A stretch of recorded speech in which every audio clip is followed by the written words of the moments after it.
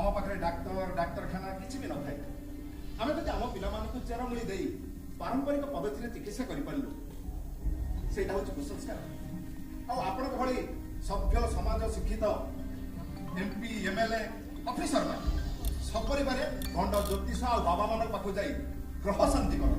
पत्थर पिंधत सहीटा सभ्यता सुसंस्कार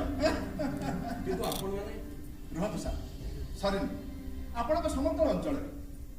समतल अंचल जी जो जमी खंडी को चाष करुच्ची से जमीर पट्टा ता ना से बिक्री कर खर्च कर